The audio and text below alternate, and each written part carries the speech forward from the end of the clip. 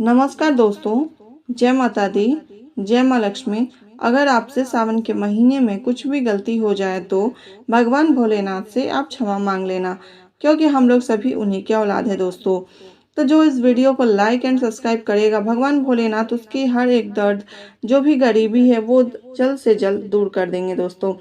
सावन का ये चौथा सोमवार है दोस्तों। और चौथा सोमवार को आपको क्या करना है कि जैसे आप हमेशा उपाय करते आए हैं, और चौथे सोमवार के समय आपको क्या कर लेना है कि जैसे आपको कुछ चीज़ों की सामग्री है जो आप शिवलिंग से उठा लेते हैं, तो आपके जीवन में जो भी कष्ट है, जो भी दरिद्रता है, वो दूर हो जाएंगी। सावन का जो पवित्र महीना होता है दोस्तों, यह पूजा पाठ और भक्ति भाव का महीना होता है। सावन के पूरे महीने भक्ति आराधना करनी चाहिए। सावन के पवित्र महीने पर भगवान शिव जी का नियंत्रण माना जाता है। सावन का पवित्र महीना भगवान भोलेनाथ को बहुत खूबसूरत लगता है, क्योंकि भगवान भोलेनाथ कालों के काल महाकाल हैं दोस्तों। इस समय सूखा पड़ा हुआ, ठीक है दोस्तों, इस समय सूखा पड़ा हुआ बाग बगीचा भी खिल जाता है। चारों तरफ हरियाली ही हरियाली छा जाती है। और सावन के महीने में लड्डू गोपाल को भी बहुत अधिक प्रिय लगता है, क्योंकि सावन के महीने में ही लड्डू गोपाल वृंदावन में स्नान करने और अपने राधा और गोपियों के साथ नृत्य करने आते हैं वृंदावन में दोस्तों। ऐसा माना जाता है कि सावन के महीने में पूरा महीना भगवान भोलेनाथ की पूजा पाठ करने से भगवान शिव जी बहुत ही जल्द प्रसन्न होते हैं। सावन पूरा माह शिव जी को समर्पित है, और ये महीना शिव जी को बहुत अधिक प्रिय भी है। इनके बहुत सारे पौराणिक कथाएं भी हैं, धार्मिक मान्यताएं भी हैं दोस्तों।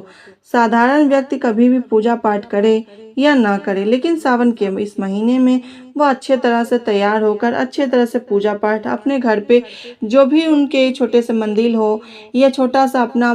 सब लोग छोटा छोटा मंदिर पूजा पाठ का स्थान बनाए रहते हैं, तो उसको अच्छे तरह से सावन के महीने में साफ करते हैं और वहाँ पर अच्छे तरह से पूजा पाठ करते हैं। और पूरा पूजा आराधना करने के बाद वह आगे शिवालय हो या कहीं मंदिर हो, वहाँ भी जाते हैं दोस्तों।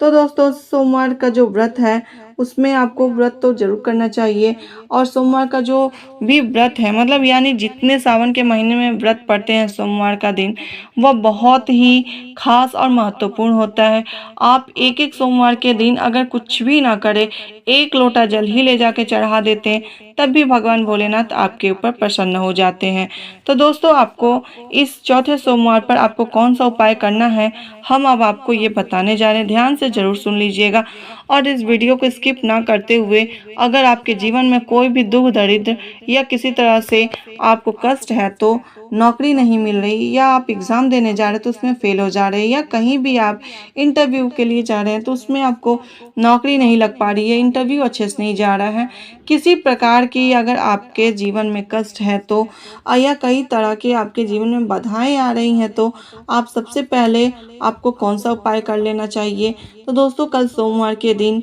आपको चौथे सोमवार के दिन कौन सा उपाय करना है, आप छोटे से शीशी लेकर आएंगे, यानी कि छोटा सा डिब्बा कोई भी घर में खाली रखा होगा, क्योंकि हम भारतवासियों के घर में छोटा सा दवाई वाला डिब्बा हो या कोई भी डिब्बा हो, वो सारे डिब्बाएं हम लोग के जीवन में यूज आ जाते हैं अच्छे तरह से। तो उस डिब्बे में आपको क्या करना है दोस्तों कि आप अनगिनत, यानी पूरा डिब्बा आपको छोटा सा लेना है, ज़्यादा बड़ा नहीं होना चाहिए। छोटे से डिब्बे में थोड़ा सा जितना काली मिर्च आ सके उतना आपको भर लेना। भरने के बाद से एक लोटा जल लेना है, और इन दोनों सामग्री को लेकर आपको शिवालय चला जाना है, ठीक है दोस्तों। और शिवालय पर जाकर आपको एक लोटा जल चढ़ाना है, और श्री शिवाय नमस्तुभ्यम का जाप करते हुए। उसके बाद से एक लोटा जल चढ़ाने के बाद काली मिर्च जो है उसको, जो शीशी में करके ले गए हैं या डिब्बे में करके ले गए हैं, तो उसे भगवान शिव शंकर भोलेनाथ को समर्पित कर देना है, यानी कि आपको उस डिब्बे के सहित ही समर्पित कर देना, उनके शिवलिंग के पास रख देना है। और उसको टच कराने के बाद से वहाँ पर आप अपना आशीर्वाद, मनोकामना, जो भी इच्छाएं हो वो आप बोलेंगे, और उसको लेकर आप घर चले आएंगे दोस्तों। लेकिन सबसे पहले दोस्तों, अगर आपको विश्वास हो किसी भी कार्य में, तभी आप उस कार्य को कीजिएगा, वरना आपका कोई भी कार्य सफल नहीं होगा। चाहे यह उपाय हो या किसी भी तरह का उपाय हो, अगर आपको किसी भी चीज़ में अगर आपको विश्वास है, तभी आप उस चीज़ को करते हैं, तो आपको लिए सफल होता है। तो दोस्तों, आपको सबसे पहले हमने जो बताया है, आप यह कार्य करेंगे।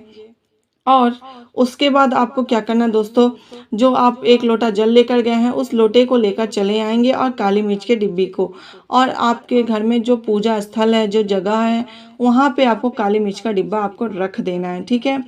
और जब आप दूसरे दिन नौकरी के लिए या एग्ज़ाम के लिए या इंटरव्यू के लिए या किसी भी चीज़ के लिए आप जा रहे हो घर से बाहर, तो आप उस काली मिर्च वाले डिब्बे को आपको लेकर जाना है। अगर आप उसको साथ में लेकर जाते हो, किसी भी तरह के आपके जीवन में बाधाएं आती हैं, किसी भी तरह से रुकावटें आती हैं, उसको यह काली मिर्च अच्छी तरह से काली कर देंगी, क्योंकि काली मिर्च भगवान शिव को बहुत प्रिय है। तो दोस्तों, आपको यह उपाय आपको कल सोमवार के दिन अगर कर लेते हैं तो कोई भी कष्ट हो या दुख हो, दरिद्रता हो, जो भी आपके दूर हो जाएंगे। तो दोस्तों, अगर आपके जीवन में नकारात्मक शक्तियां हैं, आपके घर में नकारात्मक ऊर्जा का वास है, आप हमेशा चाहते हैं कि आपके घर में कलेश कभी ना हो, लेकिन फिर भी कलेश होता रहता है, एक दूसरे से लड़ाई झगड़ा हमेशा होता ही रहता है, तो आपको क्या करना है दोस्तों, आप एक रुद्राक्ष लेंगे। रुद्राक्ष लेने के बाद से आप उसको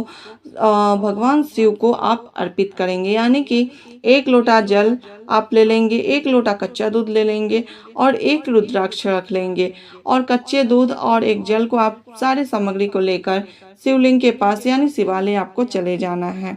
ठीक है। वहां पर जाके आपको सबसे पहले एक लोटा जो दूध लेकर गए हैं उसे समर्पित करना है उत्तर दिशा के मुख रखते हुए। उसके बाद से आपको एक लोटा जो जल लेकर गए हैं उससे स्नान करवाना है, और स्नान करवाने के बाद से भगवान शिव भोलेनाथ को आप एक रुद्राक्ष जो लेकर गए हैं उसे उनके ऊपर समर्पित कर देना है, और वहां पर आपको अपनी इच्छाएं, जो भी आपके घर में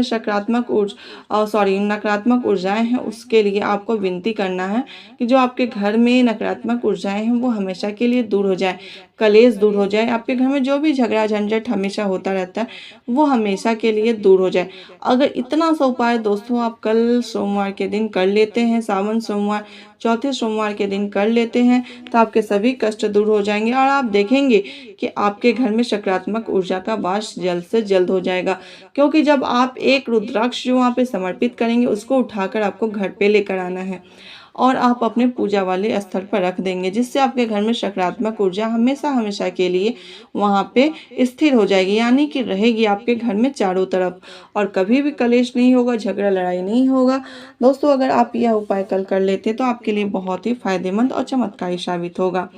तो दोस्तों, आपके लिए तीसरा उपाय कौन सा है, जैसे आपके जीवन में पैसे की कमी है, पैसा आता है रुकता ही नहीं है, बहुत सारे धन आते हैं रुकता ही नहीं है, व्यापारी ही हो या आप कहीं दुकान खोले हो, पैसा तो आ रहा है लेकिन रुक नहीं रहा है, आपके किसी व्यापार में कमी आ गई, कहीं रुकावटें आ रही हैं, और आप बिजनेस किए हैं उसमें भी अगर आपको कुछ वैसा दिक्कत आ रहा है, चाहे किसी भी प्रकार का बिजनेस हो, व्यापार हो, कपड़ा से लेकर हो या किसी भी प्रकार की, तो आपको क्या करना है, कल आपको एक डमरू खरीदना है, ठीक है। जैसे कि आपके घर में धन धान्य की कमी होते जा रही है, तो आपको सबसे पहले क्या करना है दोस्तों कि एक डमरू खरीद के लाना है। एक डमरू खरीद कर लाएंगे और एक लोटा जल, इन दोनों सामग्री को लेकर आपको कहाँ चले जाना है, शिवालय पे, शिवलिंग के पास जाकर, यानी शिवालय के अंदर शिवलिंग के पास जाकर आपको एक लोटा जल समर्पित कर देना है, और इस डमरू को भी वहाँ पे समर्पित कर देना है शिवलिंग के पास में, और भगवान भोलेनाथ से विनती करते हुए कि हे प्रभु, हमारे जीवन में जो भी कष्ट है, दुख दरिद्रता है, जो भी पैसे की कमी है, जो पैसे आ रहे हैं वो मेरे रुक नहीं रहे हैं, वो कैसे रुकेंगे, किस प्रकार से रुकेंगे, आप उनसे रास्ता मांगना, यानी कि आप भगवान भोलेनाथ से विनती करना, और विनती करने के बाद से, प्रार्थना करने के बाद से आप एक डमरू जो चढ़ाए हैं, समर्पित किए हैं, उसे लेकर और एक लोटा जल, यानी कि जो एक लोटा जल आप लेकर गए, इन दोनों सामग्री को लेकर आपको फिर से अपने घर लेकर चले आना है, यानी खाली लोटा उधर से आएगा शिवालय से। उसके बाद आप वो जो डमरू लेकर गए हैं वो आप लाकर अपने मंदिर में, यानी कि आप अपने घर के मंदिर में जहाँ पूजा स्थल है वहाँ पे आपको रख देना है, और सोमवार के दिन, यानी कि हर सोमवार को आपको उस डमरू को निकाल कर बाहर धूप दिखाकर फिर वही पूजा स्थल पर आपको रख देना, जिससे आपके घर में पैसे की कमी जो है वो दूर हो जाएगी, धन धान्य की बरकत होगी, और आपके जीवन में जो भी कष्ट है पैसे से लगाए हुए, चाहे पैसे रुकते नहीं हो, चाहे किसी तरह से हो, वो आपको जल्द से जल्द पूरी हो जाएगी। दोस्तों, अगर आपके जीवन में बहुत ज़्यादा शत्रु हो गए हैं, बहुत ज़्यादा आपको कष्ट मिलता है, किसी भी शत्रु कोई अगर चाहता है कि आपका यह कार्य पूरा ना हो, लेकिन आप चाहते हो कि मेरा कार्य पूरा हो जाए, वह शत्रु है लेकिन आपसे बात तो करता है, लेकिन आपका इधर दोस्त बन के बात करता है और पीठ पीछे आपको शत्रुता निभाता है। तो दोस्तों, अगर आपके जीवन में ऐसा शत्रु कोई है तो सबसे पहले आपको क्या करना है, एक पीतल का त्रिशूल खरीद कर लाना है। ठीक है, खरीद कर लाने के बाद से आप क्या करेंगे, त्रिशूल को और 1 लोटा जल आप ले लेंगे अपने घर से, क्योंकि 1 लोटा जल आपको सभी कार्य में इसलिए लेना है दोस्तों। 1 लोटे जल से आपको क्या होता है कि जैसे भगवान शिव, उनको रास्ता मालूम रहता है कि हमारा ये भक्त हमारे मतलब मेरे को यहाँ पे जल ढारने आया था, उसके जीवन में क्या कष्ट है उसे दूर करना है, हमें वहां पर जाना है। तो ऐसा है कि भगवान भोलेनाथ उस जल के हिसाब से आपके जीवन में जल्द से जल्द पहुंच जाते हैं, उनको रास्ता मालूम रहता है। ऐसे तो भगवान को कहा जाता है दोस्तों कि उन्हें सब कुछ मालूम है, लेकिन फिर भी यह जो प्रदीप मिश्रा बाबा अभी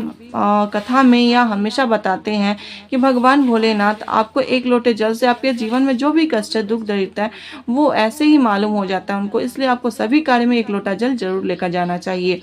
तो इसलिए आपको 1 लोटा जल लेकर जाना है और जो आप त्रिशूल लेकर गए हैं पीतल का, उसको भी लेकर जाएंगे शिवालय। 1 लोटा जल समर्पित कर देंगे, उसके बाद से आप वहाँ पे त्रिशूल समर्पित कर देंगे। फिर आप अपनी इच्छा शत्रु का नाम और गोत्र बता देंगे। बताने के बाद से इतना कहने मात्र से जो भी आपके कष्ट है, शत्रु का नाम है जो भी आपका, वो शत्रु मित्रों में बदल जाएगा। यानी कि वो त्रिशूल और लोटा आपको लेकर घर चले आना है और आप अपने घर पर आके पूजा वाले स्थल पर रख देंगे। यानी कि रखना के हिसाब से शंकर भगवान के सामने, भोलेनाथ के सामने आपको रख देना है।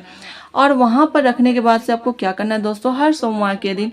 उस त्रिशूल को स्नान करवाना है। करवाने के बाद से उस त्रिशूल को स्नान करवाने के बाद से आपको क्या करना है कि वहाँ पे आप हर सोमवार के दिन उसको स्नान करवाएंगे और स्नान करवाने के बाद उसे उसी जगह पे रख देंगे। तो ऐसा क्या होगा दोस्तों, इससे कि जो भी आपका शत्रु है वो मित्र में बदल जाएगा। वो जो भी अगर आपके ऊपर टोना टोटका या किसी प्रकार का आपको मतलब दिक्कत पहुंचाना चाहता हो, कष्ट पहुंचाना चाहता हो, तो वो उसी के ऊपर लग जाएगा, वो आपके ऊपर नहीं लगेगा। तो दोस्तों, अगर यह सारे उपाय आप इस सोमवार के दिन कर लेते हैं या किसी भी सोमवार के दिन कर लेते हैं तो आपके लिए बहुत ही लाभकारी और फलदायी होगा, क्योंकि यह जो आपको उपाय हम बताते हैं कहीं भी इधर उधर से नहीं बताते हैं दोस्तों। यह जो भी हम उपाय बताते हैं वो बाबा जी से हम जानकर ही बताते हैं, उनसे पूछ कर ही बताते हैं, और वो जो अपनी कथा में बताते हैं, शिव पुराण में लिखा हुआ है, हम उनमें से ही आपको सारे कथा को बताते हैं। तो आप इन उपायों को कर लेते हैं तो आपके जीवन में जो भी कष्ट है, जो भी दरिद्रता है, वो दूर हो जाएंगे।